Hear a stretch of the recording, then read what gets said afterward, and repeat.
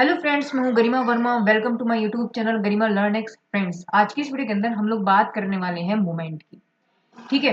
Movement यानी जिसे कहते हैं हम लोग आघूर्ण। स्टैटिस्टिक्स के अंदर आपने हमेशा तीन चीजें पढ़ी होंगी, मूवमेंट और स्क्यूनेस आपने पढ़ा होगा, और तीसरा आपने कर्टोसिस पढ़ा है।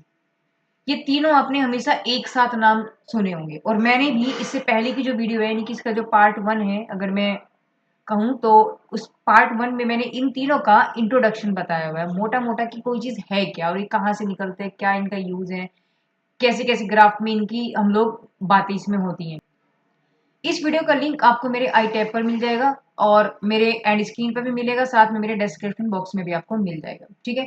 और इस वीडियो की जितनी भी जो प्लेलिस्ट बनी है, उस प्लेलिस्ट में जितने भी वीडियो हैं समय समय पर जो बनती रहेंगी वो सब आपको उसमें मिलेंगे। तो फिलहाल हम लोग इस वीडियो में जो है सिर्फ बात करने वाले हैं मूवमेंट की। सिर्फ जो थ्योरीटिकल क्वेश्चंस आते हैं, जो इसकी थ्योरी है, वो हम लोग यहाँ पर इस वीडियो में बात करने वाले हैं। ठीक है। तो सबसे पहले हम लोग थोड़ा सा इंट्रोडक्शन फिर हम यहाँ ले लेते हैं कि मूवमेंट आया कहाँ से। देखो, आप सबने जो है ग्राफ तो पढ़े होंगे। ग्राफ की अलग अलग सिचुएशंस होती हैं। कुछ ऐसे होता है, कहीं नुकीला बनेगा, है ना, कहीं किसी भी तरीके से वो हो सकता है। तो ये जो मूवमेंट है, मूवमेंट क्या बताता है कि भैया इसका आकार क्या है। देखो, डेफिनेशन में देख लेते हैं हम लोग कि जो हमारे ग्राफ हैं उन ग्राफ को मेजर करता है एक तरीके से। तो सांख्यिकी के अंदर ये एक ऐसा माप है जो वितरण के आकार का वर्णन करता है। ठीक है ना। यानी movements are statistical measure that the describe the shape of the frequency distribution. अगर और दूसरी लैंग्वेज में हम लोग बात करें तो मूवमेंट एक ऐसा स्टैटिस्टिक्स माप है जिसका उपयोग हम किसी फ्रीक्वेंसी डिस्ट्रीब्यूशंस की शेप के लिए करते हैं। जैसे उसका प्रसार कितना है, उसकी केंद्र प्रवृत्ति कैसी है ना, उसकी वो विकृति उसकी कैसी नहीं विकृति, मतलब उसका आकार कैसा है, चपटा है, मोटा है, नुकीला है, कैसा है। तो ये समझने के लिए हम लोग मूवमेंट का सहारा लेते हैं। बात समझ में आएगी यहाँ तक? ठीक है ना। इंग्लिश में भी एक बार मैं आपको बता देती हूँ कि movements are the statistical measure used to describe the shape characteristics such as the central tendency, dispersion, skewness and kurtosis of the frequency distribution. किसी भी डिस्ट्रीब्यूशन के जो फ्रीक्वेंसी जिसमें होगी, है ना। तो ग्राफ का आकार, उसका फैलाव कैसा है ना, उसकी आकृति कैसी है ना, और नुकीला है, चपटा है, ये सब चीजों को समझने के लिए हमें मूवमेंट का सहारा लेना पड़ता है। ठीक है ना। तो ये हम लोग इसमें करते हैं, यही इसकी डेफिनेशन है। ओके। अब हम लोग बात करेंगे कि मूवमेंट जो है कितने तरीके का होता है। देखो, नॉर्मली अगर मैं आपको बताऊं तो सिलेबस में तो आप लोगों के दो ही है, तो दो की पहले बात करते हैं, तीसरा फिर बाद में बात करेंगे। तो मूवमेंट की जो है यानी आघूर्ण के दो तरीके होते हैं, यानी कि दो प्रकार है यहाँ पर। एक तो होता है रा मूवमेंट यानी अबाउट ओरिजिन। ओरिजिन का मतलब जो आपके केंद्र से जो लिया जाएगा, है ना, ओरिजिन से जो लिया जाएगा, ओरिजिन से जो होगा उसे हम रा मूवमेंट कहते हैं, यानी मूल मूल से आघूर्ण। सेकंड होता है आपका सेंट्रल मूवमेंट, यानी कि जो मीन से लिया जाएगा, यानी माध्य से आघूर्ण। ठीक है। अगर रा मूवमेंट की मैं बात करती हूँ तो उसका यूज हम लोग मीन और वेरिएंस निकालने के लिए करते हैं। और जो सेंट्रल मूवमेंट है आपके, वो डिस्ट्रीब्यूशन, उनके शेप, स्क्यूनेस, कर्टोसिस समझने के लिए हम लोग करते हैं, किसी भी डिस्ट्रीब्यूशन के लिए। ठीक है। तो ये तो आपका हो गया टाइप ऑफ मूवमेंट्स, है ना। अब पहले थोड़ा थोड़ा सा इनको देखते हैं और फिर हम तीसरे की भी बात करें। तीसरा भी होता है, तीसरा होता है आपका, मैं अगर आप बता दूं, जैसे आपका एक अबाउट ओरिजिन, एक है आपका अबाउट मीन, तीसरा होता है आपका about any point. Any point, किसी भी पॉइंट पर भी वो हो सकता है ना। तो उस पर भी हम लोग बात करेंगे। देखो, अगर मैं रा मूवमेंट की बात करती हूँ, यानी कि जो अबाउट ओरिजिन है, तो इसमें क्या है, देखो फॉर्मूला क्या होता है आपको, जो जितने भी आपके रा मूवमेंट होते हैं उसे हम म्यू डैश से रिप्रेजेंट करते हैं। किससे? Mu single dash, sorry double नहीं, सिंगल डैश से। ठीक है। अगर आपके पास फ्रीक्वेंसी है तो आपका जो फॉर्मूला बनेगा वो ये बनेगा कि समेशन एफ एक्स की power r upon n. R की वैल्यू आप क्या रखेंगे? 0, 1, 2, 3, ठीक है, और 4। यानी आपसे सिर्फ चार वैल्यू ही पूछी जाएंगी, क्या होंगी? तो अगर हम आर को रखेंगे तो यहाँ पे जब 0 रखेंगे तो 0 हो जाएगा, 0 डैश, ऐसे 1 डैश, म्यू 2 डैश, और म्यू 3 डैश, और म्यू 4 डैश। आपसे कोई भी म्यू 5 नहीं पूछेगा, म्यू 7 नहीं पूछेगा, मतलब 4 से आगे जितनी भी वैल्यूज हैं उनमें से कोई कुछ नहीं पूछेगा, सिर्फ 4 तक ही पूछेंगे, क्योंकि ये 4 ही होते हैं। ठीक है। तो अबाउट ओरिजिन है तो ये फॉर्मूला होगा, क्योंकि ओरिजिन का मतलब है, देखो फॉर्मूला तो अगर मैं आपको बताऊं ना तो x माइनस के ये वाला पॉइंट है, मैं यहाँ c लिख सकती हूँ, है ना, समेशन, और इसकी पावर हो जाएगी r अपॉन हो जाएगा n। अगर वो ओरिजिन है तो यहाँ c बराबर रख दो आप 0, ठीक है। और अगर आपका सेंट्रल मोमेंट है यानी कि अबाउट मीन है तो इस c की जगह आप क्या रख देंगे, यहाँ पर इस c को आप क्या रखोगे, आप यहाँ मीन रख दोगे, ठीक है बात। और अगर मैंने अभी आपको तीसरा क्या बताया, एनी पॉइंट बताया, तो अगर एनी पॉइंट भी आपका आता है तो इस सी की जगह आप क्या वैल्यू रख दोगे, यहाँ सी बराबर आप कोई भी पॉइंट रखेंगे जो आपको दिया होगा, 1 होगा, 2 होगा, 3 होगा, कोई भी जो पॉइंट होगा, फॉर्मूला यही रहेगा बस, ठीक है ना। तो यहां तक की ये बात है।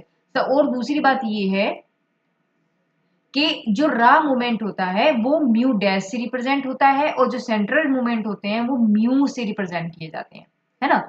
ये म्यू एक्स मीन से लिया जाएगा और ये सिर्फ आपका ओरिजिन से लिया जाएगा, बस इतना फर्क है। फॉर्मूला आपका सिर्फ इतना यही है, सेम रहेगा, तो ना।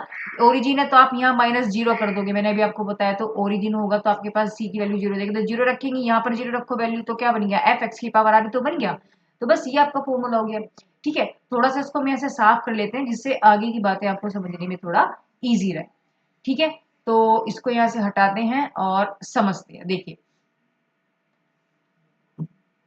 तो यहां तक की बात समझ में आई कि जो रोड आपका मूवमेंट्स होता है ना, यानी मूल से जो आपका आघूर्ण है वो उसका फॉर्मूला क्या होगा आपके पास, mu dash r is equal to summation f x की पावर आर अपॉन एन। इसको इसके डेरिवेटिव भी बात करेंगे हम लोग, इसका जो डेरिवेशन होता है वो नेक्स्ट आगे हम लोग पढ़ते रहेंगे, लेकिन अभी अभी हम थोड़ा मोटा मोटा इसका फॉर्मूला क्या होता है ये समझते हैं, है ना। दूसरा आपका सेंटर मोमेंट मैंने आपको बताया, तो म्यू आर हो जाएगा, वो म्यू आर बराबर एफ एक्स माइनस के एक्स बार का, एक्स बार पूरी की पावर हो जाएगी आपके पास आर अपॉन एन। अच्छा, अगर आपको फ्रीक्वेंसी गिवन ना हो, अगर आपको फ्रीक्वेंसी नॉट गिवन है, अगर आपको फ्रीक्वेंसी नॉट गिवन है तो म्यू आर डैश आपके पास क्या हो जाएगा, समेशन एक्स आर हो जाएगा अपॉन एन, है ना। ऐसे आपके पास सेंटर मोमेंट क्या हो जाएगा आपके पास, समेशन ये हो जाएगा आपके पास एक्स माइनस एक्स बार का आर अपॉन एन। ये फर्क हो जाएगा अगर आपके पास फ्रीक्वेंसी गिवन नहीं है, अगर फ्रीक्वेंसी गिवन नहीं है आपके पास तो फॉर्मूला यही होगा, रो मोमेंट का ये बन जाएगा और सेंट्रल मोमेंट का आपके पास ये बन जाएगा। बात समझ में आ गई। और अगर फ्रीक्वेंसी गिवन है तो आपके पास फॉर्मूला है ही ये वाला है, अगर फ्रीक्वेंसी है तो ये दोनों फॉर्मूले आपके पास हैं, ठीक है ना। बात समझ में आ रही है। अब तीसरा मोमेंट भी देखो, मैंने आपको जो बताया वो भी समझ लेते हैं। ऐसे ही फॉर्मूला देखो यही है ना, देखो सेम जैसे मैंने अभी आपको बताया था। तो आर यहाँ पर इन्होंने चेंज कर दिया, इसकी जगह, समझ रहे हो आप, इसकी जगह चेंज कर दिया, तो यहाँ आपके पास क्या आ गया, देखो बस ए आ गया, क्योंकि वो क्या है, इसे हम फैक्टोरियल मूवमेंट कहते हैं, और किसी भी पॉइंट ए पर लिया गया है ना, तो बस यहाँ पर ए रख देंगे, तो जिस पॉइंट पर होगा वो ए वो पॉइंट हम यहाँ भी रखेंगे जो हमें पॉइंट गिवन होगा।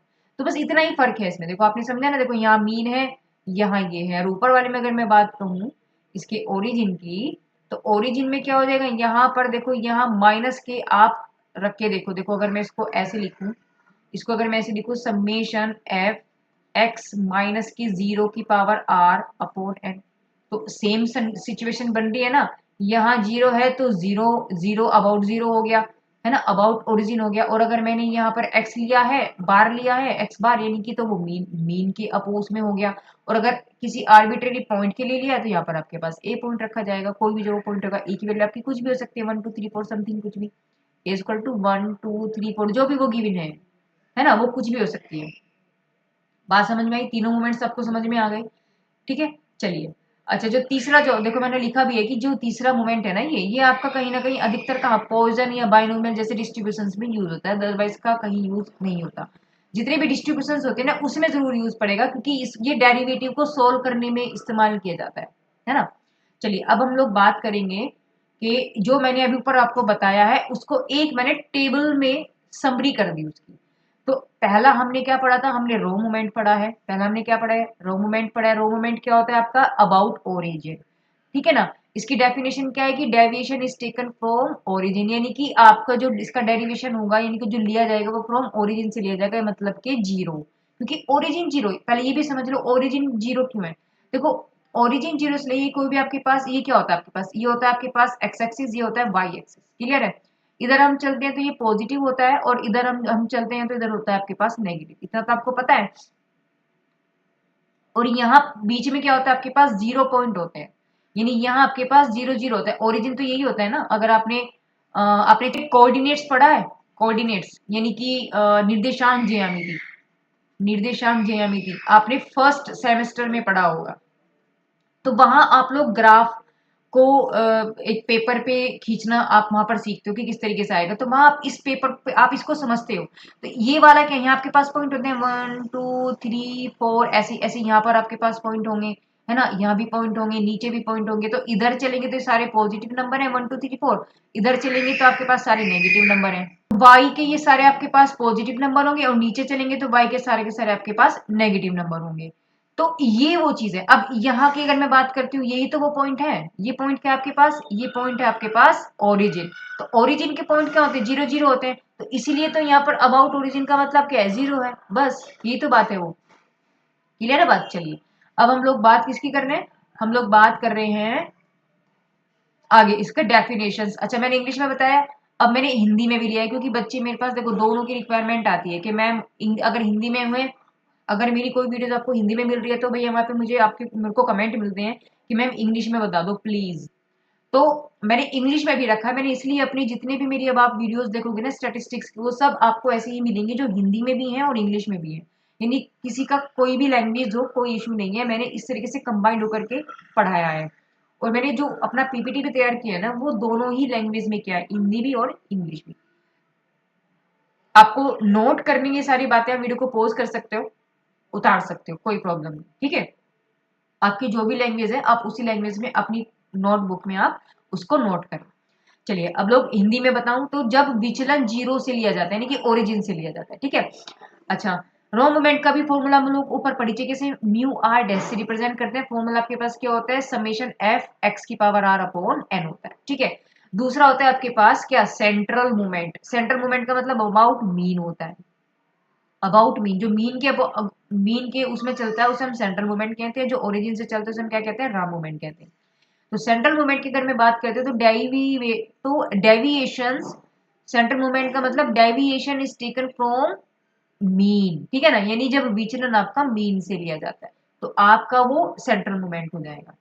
सेंट्रल मूवमेंट को भी मैंने ऊपर बताया कि म्यू आर से रिप्रेजेंट करते हैं। और फॉर्मूला क्या हो जाएगा, बस यहाँ पर जीरो था, देखो यहाँ आपके पास, इसको हम कैसे लिख सकते हैं, एफ एक्स की पावर एक्स माइनस जीरो की पावर आर अपॉन एन। तो ये है बस बात, और कुछ नहीं। तो यहाँ जीरो है तो आप जीरो को ना भी लिखो तो ये बन जाएगा, है ना। तो अब सेंट्रल मूवमेंट है यानी कि मीन है, अबाउट मीन है, तो आप मीन माइनस कर देंगे इसमें से, बाकी सेम वही है। चलो थर्ड, अभी मैंने आपको जो बताया आर्बिट्रेरी मूवमेंट्स के लिए, तो deviation is taken from an arbitrary point, यानी किसी भी पॉइंट से लिया जा सकता है। कि एक तो हो गया देखो आपका ओरिजिन से, ये ओरिजिन हो गया, है ना। एक हो गया आपका किससे, सेंट्रल मूवमेंट यानी मीन से, जहां जहां पर भी आपका मीन बैठेगा। मैंने सोचा हमने निकाला तो मीन यहाँ बैठ गया, तो यहाँ से आप उसका मूवमेंट चेक करेंगे। ठीक है। तीसरा हमने बोला कि किसी भी पॉइंट से, माना आपको पॉइंट यहाँ दे दिया, है ना, आप समझ लो पॉइंट आपको यहाँ दे दिया तो यहाँ से आप निकालोगे, है ना। मीन आपका यहाँ आ रहा है तो मीन का यहाँ से निकालोगे। पॉइंट आपको यहाँ देते तो आप यहाँ के थ्रू निकालोगे, उसका मूवमेंट्स यहाँ निकालोगे, सारे मूवमेंट्स कितने बैठते हैं। तो ये वो वाली बात है यहाँ पर। ठीक है। तो आगे क्या कह रहे हैं कि यूज इन प्रोबेबिलिटी डिस्ट्रीब्यूशन, मैंने आपको भी बताया ही है। ये पॉइजन डिस्ट्रीब्यूशन हुआ, जितने भी डिस्ट्रीब्यूशन होते हैं ना ऑलमोस्ट कहीं जगह ये यूज होता है, बायनोमियल में, है ना, प्रोबेबिलिटी के अंदर अधिकतर ये यूज होता है।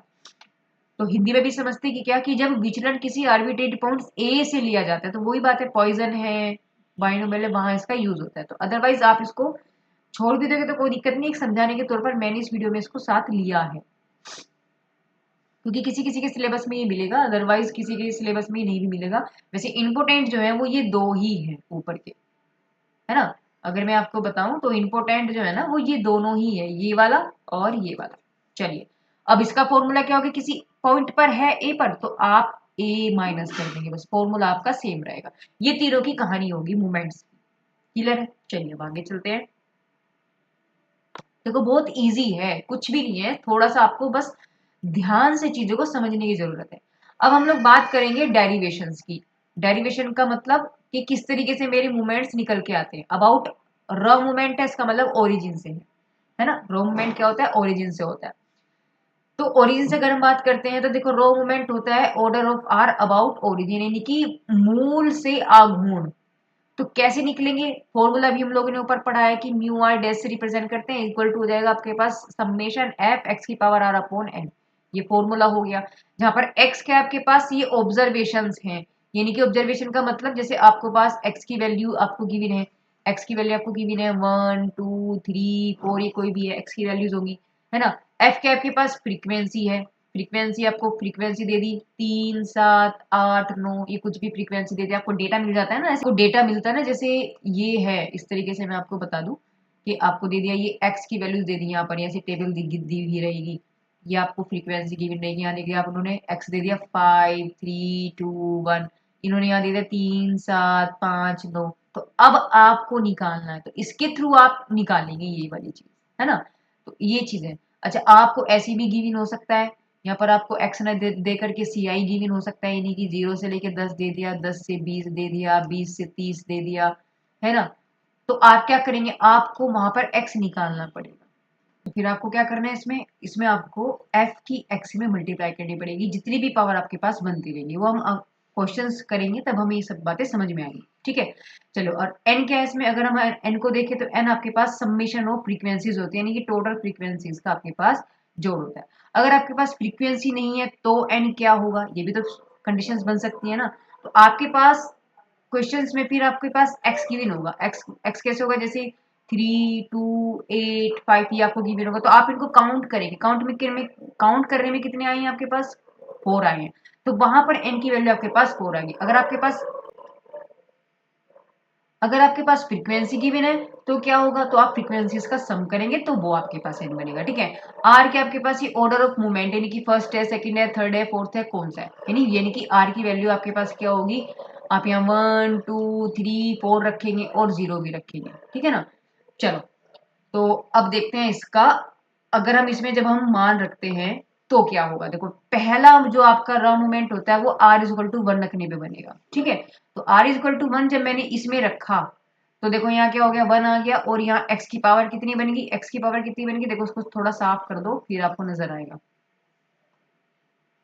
देखो r की वैल्यू कितनी है, मैंने r की वैल्यू कितनी रखी, यहाँ 1 रखी, तो जब 1 रखी तो यहाँ 1 आ गया, ठीक है ना, और ये 1 हो गया, तो आपके पास ये बन गया पहला मूवमेंट, पहला रॉ मूवमेंट, यानी कि μ1 डैश बन गया, ठीक है। तो पहला जो मूवमेंट होता है इसको हम अर्थमेटिक मीन कहते हैं, ये सिंपली होता है ना।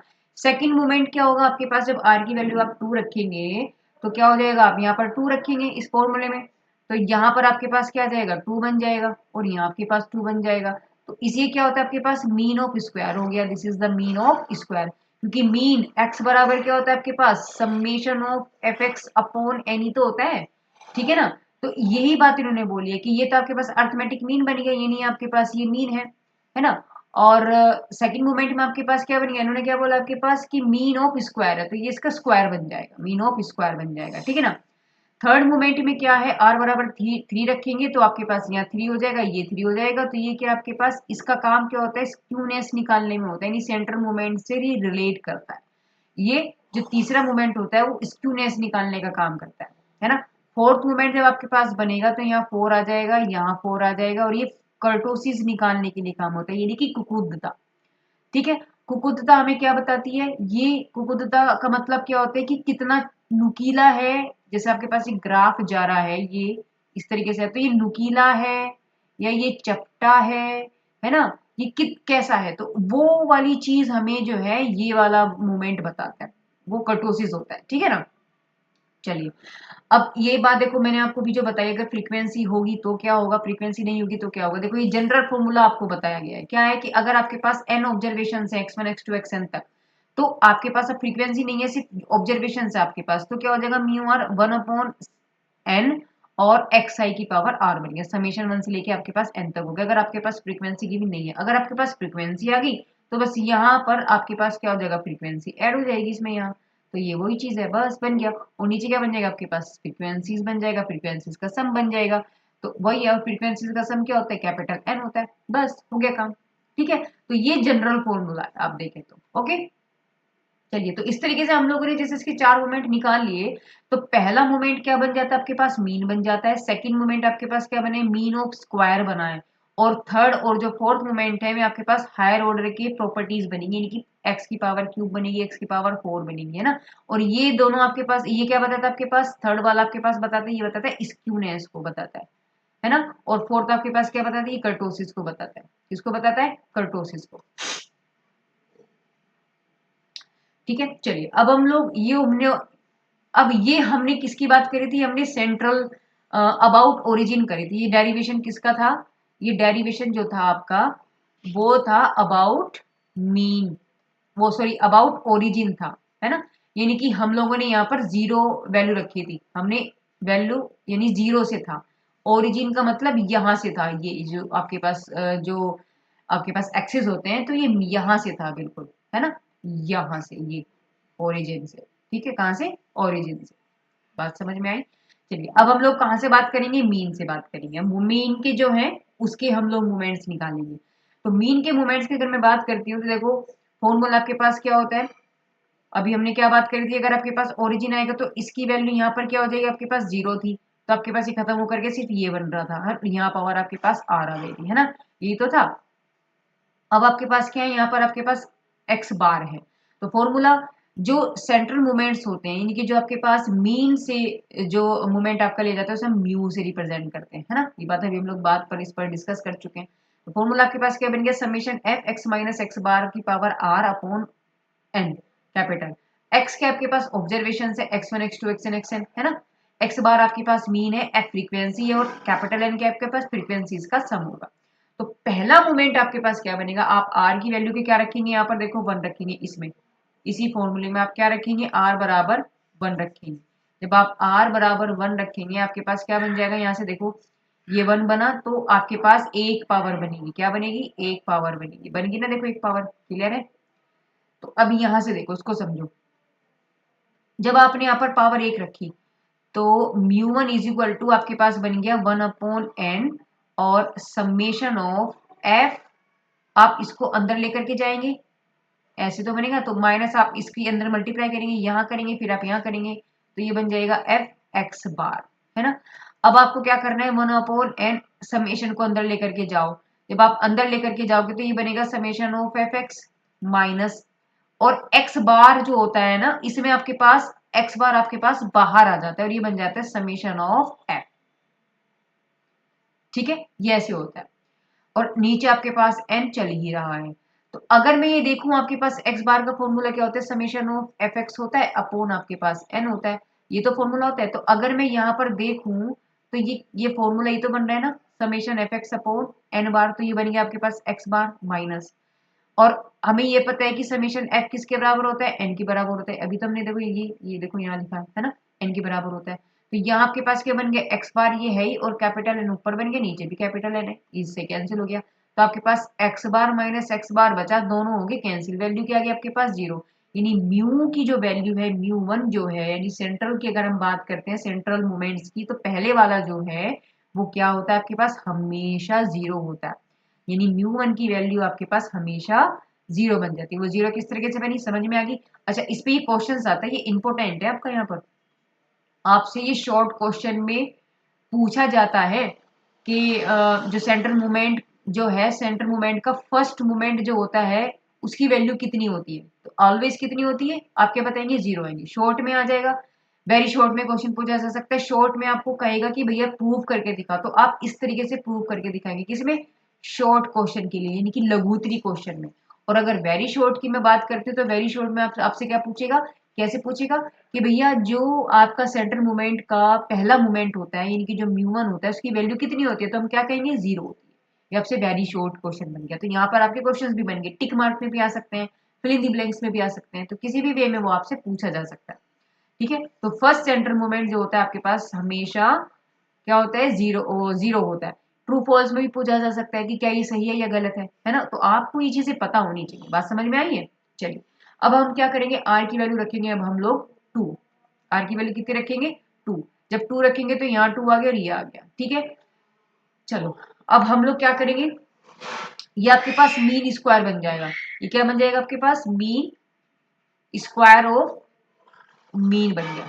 ठीक है, थर्ड मोमेंट में आप क्या करेंगे, आर बराबर आप 3 रखेंगे तो ये 3 बन जाएगा। ये क्या बनेगा आपके पास, 3 हो जाता है, स्क्यूनेस बन जाता है। ये आपके पास क्या बनेगा, स्क्यूनेस, यानी कि जो मोमेंट 3 है वो आपके पास वो क्या बताता है, वो स्क्यूनेस को बताता है कि ये सिमेट्री है या नहीं है, ये क्या है ना, वो ये चीज बताएगा। फोर्थ अगर मैं आर की वैल्यू को 4 रखती हूँ तो आपके पास कंडीशंस बन जाएगी ये वाली, बस वहां पावर 4 हो जाएंगी, है ना। तो म्यू 4 की वैल्यू निकल जाएगी, म्यू 3 की वैल्यू निकली, यहाँ पर आपके पास म्यू टी की वैल्यू निकली है। तो जब 4 आपके पास बनता है तो वो डेटा की क्या बताता है, वो कर्टोसिस बताता है, यानी कि पीकनेस बताता है कि इस तरीके से कितना ये चपटा है, कितना नुकीला है, या ये फ्लैट जा रहा है। तो ये चीज जो बताता है ये कर्टोसिस है। ये क्या है, ये कर्टोसिस है, कुकुद्धता जिसे हम कहते हैं, है ना। ये कर्टोसिस को बताता है कि भैया नुकीला है या चपटा है। तो इस तरीके से अगर हम देखें, मैंने एक समरी बना दी कि जो आपके मूवमेंट्स निकले हैं कितने निकले हैं, एक, फर्स्ट, सेकंड, थर्ड, फोर्थ निकले हैं।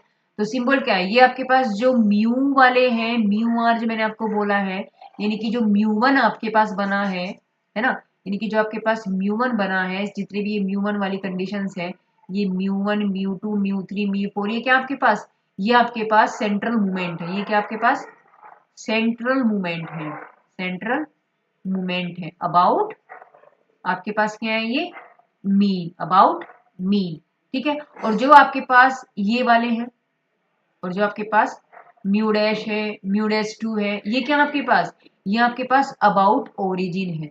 ये आपके पास जिसे हम रो मूवमेंट कहते हैं, ये क्या आपके पास, ये रो मूवमेंट है अबाउट ओरिजिन। बात समझ में आई, तो हमने निकाले हैं। तो यहां से अगर हम देखें तो आपके पास देखो ये जो राम मोमेंट में हम लोग चलते हैं, जरा देखते हैं एक बार। देखो ये अभी हम लोग यहाँ बात करें तो इसको मैं थोड़ा सा हाईलाइट कर देती हूँ। देखो मैंने आई आरती निकाला, पहले थोड़ा सा ना इसको साफ कर देते हैं जिससे मुझे जो दिखाना है वो आपको दिख जाए। क्या देखो, जो R3 है यानी कि जो म्यू डैश 3 है वो स्क्यूनेस को बता रहा है, और जो म्यू 4 है वो कर्टोसिस को बता रहा है ना। तो यहाँ पर आपको इस समरी में ये भी ऐड करना है, क्या ऐड करना है, यहाँ पर भी आपको ऐड करना है कि म्यू 3 डैश और म्यू 4 डैश। बात समझ में आ गई, है ना। तो ये वाले जो सिंबल है ये आपको क्या बता रहा है, जो म्यू 1 म्यू डैश है ये आपको मीन बता रहा है ना। म्यू टू डैश क्या बता रहे हैं आपको, वेरिएंस बता रहे हैं, आपको इसका प्रसार बता रहे हैं।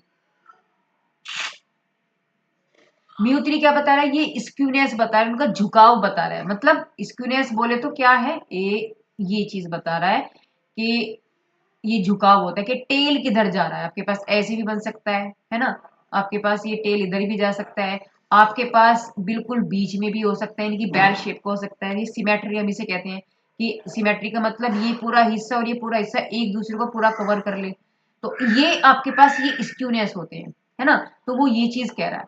अच्छा कर्टोसिस, हमारे जो फोर्थ मूवमेंट होता है वो कर्टोसिस को बताता है, यानी कि कितना नुकीला है, ये नुकीला है या ये नुकीला है, मतलब ये इस तरीके से चपटा जा रहा है, या ये ऐसे ऐसे जा रहा है, मतलब ये नुकीला जा रहा है या चपटा जा रहा है, मतलब ये जो आकार है वो हमें क्या बताता है, वो कर्टोसिस से पता लगता है ना। ये कर्टोसिस होता है मतलब, ठीक है। तो अब अगर हमें किसी क्वेश्चन में हमें कोई डेटा हमें दिया हुआ है, सपोज करो, और उसमें क्या है, उसने हमसे मूवमेंट्स पूछ लिए, भैया अबाउट ओरिजिन बताओ, अबाउट अबाउट मीन बताओ, और साथ में वो कह रहे हैं कि स्क्यूनेस भी बता दो और कर्टोसिस भी बता दो। तो अगर आपके पास ये सारे गिवन हैं, mu one, mu two, mu three, mu four और डैश वाली कंडीशंस, तो आपको क्या करना है, आपको स्क्यूनेस अगर निकालना है तो झुकाव आप कैसे निकालेंगे, झुकाव यानी स्क्यूनेस को हम लोग गामा वन से रिप्रेजेंट करते हैं, और यहां से म्यू वन यानी कि स्क्यूनेस बराबर क्या होते हैं, म्यू थ्री को आप डिवाइड करेंगे म्यू टी की पावर 3/2। देखो ये जो जितनी भी वैल्यू होती है ना, ये आप कैलकुलेटर के थ्रू ही निकाल पाओगे, ये आप कैलकुलेटर से ही निकाल पाओगे, बिना कैलकुलेटर आप नहीं निकाल सकते, ठीक है। कैलकुलेटर से ही आप लोग इसको निकाल सकते हो, क्यों, क्योंकि जैसे आपके पास आ गया 0.25352, तो इसकी अगर पावर है 3/2 तो वो निकल ही नहीं सकती। तो आपको क्या करना पड़ेगा, आपको उसकी पावर, आपको ये कैलकुलेटर का इस्तेमाल यहाँ पर आपको करना पड़ेगा, ठीक है। तो अगर मैं स्क्यूनेस की बात करती हूँ तो स्क्यूनेस का आपके पास फॉर्मूला क्या बन जाएगा, gamma one is equal to mu three को डिवाइड करेंगे म्यू टू की पावर 3/2 से। कर्टोसिस की अगर मैं बात करती हूँ तो हम बीटा 2 से रिप्रेजेंट करते हैं μ4 अपॉन μ2 का स्क्वायर। ठीक है, तो अगर हमें एक्सिस कर्टोसिस की बात करनी है तो बीटा 2 माइनस के 3 कर देते हैं। चलो अब हम लोग क्या पढ़ चुके हैं, हम लोग रॉ मूवमेंट भी पढ़ चुके हैं, हम लोग सेंट्रल मूवमेंट भी पढ़ चुके हैं, हम दोनों मूवमेंट पढ़ चुके हैं। यानी कि हम लोग जो है म्यू आर भी पढ़ चुके हैं, म्यू आर भी हम लोग पढ़ चुके हैं और म्यू आर डैश भी हम लोग पढ़ चुके हैं। अब इन दोनों के बीच में रिलेशन की बात आई है तो हम लोग रिलेशन निकालेंगे। ठीक है, क्योंकि क्वेश्चंस में पता क्या होता है, हम लोगों को म्यू आर डैश निकालना है, हमने डायरेक्टली निकाल दिया फॉर्मूले से जो ऊपर हमें गिवन थे, है ना, समेशन एफ एक्स आर की पावर अपोन एन करके, है ना, हम लोगों ने निकाल लिया। अब लेकिन जब हमें म्यू आर निकालना होता है तो म्यू आर को हम इस डैश की सहायता से निकालते हैं। तो एक मेथड तो हमारे पास यही होता है कि हम इससे निकालें, दूसरा मेथड हमारे पास क्या होता है कि हम लोग इसकी हेल्प से निकालते हैं। तो क्या होता है, इनके आपस में रिलेशन तो हमें दिखाना पड़ेगा, तो रिलेशन को समझते हैं। ठीक है ना, तो सबसे पहली बात देखो, μ1 तो पता है कि 0 होता है तो बात ही खत्म होगी, μ1 हमें निकालना नहीं है, हमें सिर्फ सेकंड सेंट्रल मोमेंट से हमें निकालना पड़ेगा। तो μ2 बराबर जो होता है μ2 डैश माइनस μ1 डैश का स्क्वायर होता है। ठीक है, आप μ1 डैश निकालो, μ2 डैश निकालो और इस फॉर्मूले में वैल्यू रख दो तो आपके पास μ2 निकल जाएगा, ये सेंट्रल मोमेंट का सेकंड मोमेंट निकल जाएगा। ठीक है, थर्ड मोमेंट कैसे निकलेगा, देखो μ3 आपके पास निकलेगा μ3 डैश माइनस 3 μ2 μ1 डैश प्लस की 2 μ1 डैश की पावर 3। यानी यहाँ आपको आपका μ1 डैश μ2 डैश और μ3 डैश निकालने हैं और इस फॉर्मूले में वैल्यू रख दो, डायरेक्ट आपके पास म्यू बन जाएगा μ3 की वैल्यू, यानी आपके पास थर्ड सेंट्रल मोमेंट बन जाएगा। फोर्थ के लिए क्या आप करेंगे, आप μ4 बनेगा आपके पास μ4 डैश, देखो तीन तो आपने निकाल रखे हैं, μ1 डैश μ2 डैश और μ3 डैश ऊपर, है ना। तो आपको पहले क्या निकालना पड़ेगा, μ1 डैश μ4, मतलब चारों के चारों आपके पास ओरिजिन वाले आपको जो है मोमेंट निकालने पड़ेंगे और फिर फोर्थ में रख दो सारी वैल्यू। तो μ4 डैश माइनस के 4 μ3 dash μ1 dash plus 6 μ2 dash μ1 dash का स्क्वायर माइनस 3 μ1 डैश की पावर 4। तो ये आपके पास क्या है, ये आपके पास μ1 आपको नहीं निकालना है, मैंने आपको भी बताया, क्योंकि μ1 कितना होता है आपके पास, हमेशा 0 होता है, हम लोग पढ़ चुके हैं। μ2 निकालना है, μ3 निकालना है, μ4 निकालना है, बस हो गया। ठीक है बात। तो इस वीडियो में हम लोगों ने क्या पढ़ा है, हम लोगों ने मूवमेंट्स के जो है हम लोगों ने सेंट्रल मूवमेंट्स पढ़ लिया यहाँ पर, और हमने यहाँ पर अबाउट मीन हम लोगों ने यहाँ पर पढ़ लिया। तो इस वीडियो में हम लोगों ने ना सिर्फ हमने देखो जो फॉर्मूले होते हैं वो हम लोगों ने यहाँ डिस्कस कर लिया, और जो डेफिनेशन है वो हम लोगों ने यहाँ डिस्कस कर लिया। नेक्स्ट वीडियो में हम लोग न्यूमेरिकल करेंगे, है ना, क्या करेंगे हम लोग, न्यूमेरिकल करेंगे। उसका लिंक मैं आपको मेरे यहीं पर आपको आई टैब पर मिल जाएगा और एंड स्क्रीन पर भी मिलेगा, साथ में मेरे डिस्क्रिप्शन बॉक्स में भी मिलेगा। ठीक है, तो चलिए मिलते हैं नेक्स्ट वीडियो में। Thank you, bye bye and take care.